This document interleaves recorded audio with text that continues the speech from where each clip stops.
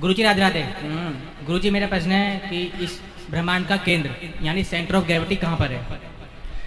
अब मध्य तो हमारा भारत ही है। सर ये तो हाँ भारत ही है। ये तो हमारे सूरज चक्कर मतलब सूर्य के चक्कर लगाते हैं ना सभी ग्रह। हाँ। तो ये अनंत ब्रह्मांड इसका जो केंद्र है जहाँ पे सबसे अधिक ऊर्जा है जो सेंटर ऑफ ग्रेविटी कहलाता है इस पूरे ब्रह्मांड का, तो वो हिस्सा कहाँ पर है? क्योंकि वो कोई ईश्वरी हो सकता है, मतलब ईश्वरी उसको ला सकता है। देखो पृथ्वी जो है गोल है। हाँ पृथ्वी का सेंटर पॉइंट है भारत। ठीक।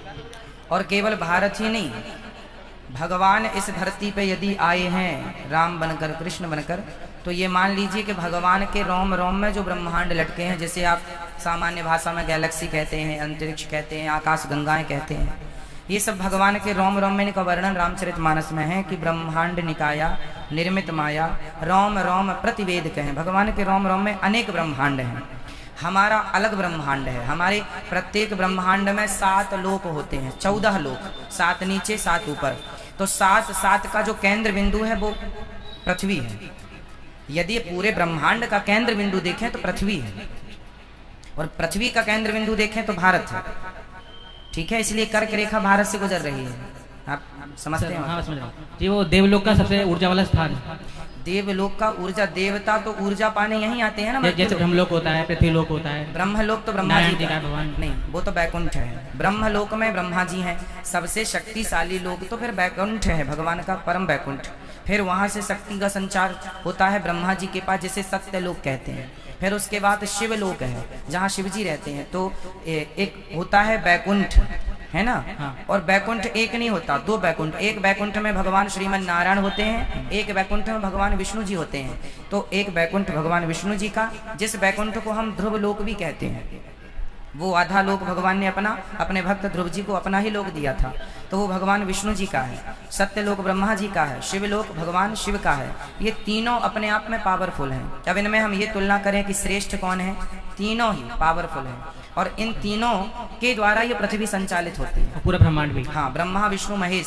ब्रह्मा जी उत्पत्ति करते हैं, शिव भगवान विष्णु पालन, और शिव जी संहार। तो हम सभी का जो भी उत्पन्न होना, पालन होना, संहार, ये ब्रह्मा विष्णु महेश के अधीन है, जो 3 लोकों में बैठे हैं। वो तीनों लोकों से इस लोक को संचालित करते हैं, इस मृत्यु लोक को। गुरु जी एक क्वेश्चन हो रहा है जी, ये ब्रह्मांड का जो वो है अध्ययन, ये कौन से शास्त्र में मिलेगा? हर शास्त्र में थोड़ा थोड़ा है। हर शास्त्र में इस विषय को इस शास्त्र में कह दिया, उस सब्जेक्ट को उस शास्त्र। जैसे गुरुत्वाकर्षण का सिद्धांत, ये गुरुत्वाकर्षण का सिद्धांत जैसा कि हमें पढ़ाया जाता है कि सबसे पहले न्यूटन ने दिया।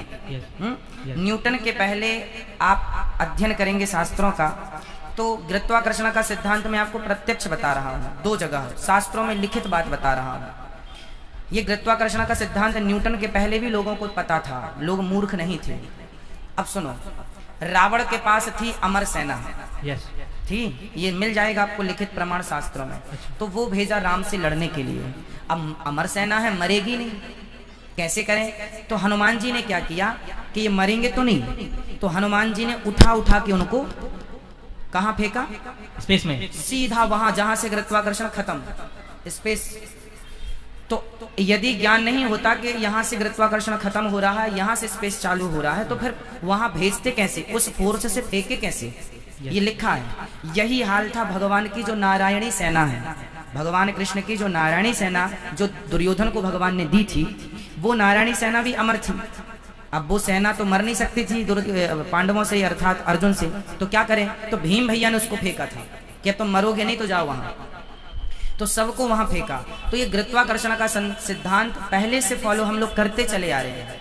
हाँ, महर्षि चरक हुए हैं, महर्षि एक संत हुए हैं जिनका नाम हमें अभी याद नहीं आ रहा है। उनने अपनी संहिता में पूरा का पूरा गुरुत्वाकर्षण का सिद्धांत दिया है, न्यूटन से हजारों साल पहले। लेकिन हमें पढ़ाया न्यूटन को जाता है। हमारे यहाँ सब कुछ ये चीज़ें हैं। अब मैंने 2 एग्जाम्पल दिए कि वहाँ फेंका सेना को, तो ये सब चीज़ें थी ना पता हमारे ऋषि मुनियों को, हमारे उन महान पुरुषों को, भीम को या हनुमान जी को। हनुमान जी गए और सूर्य भगवान को खा गए।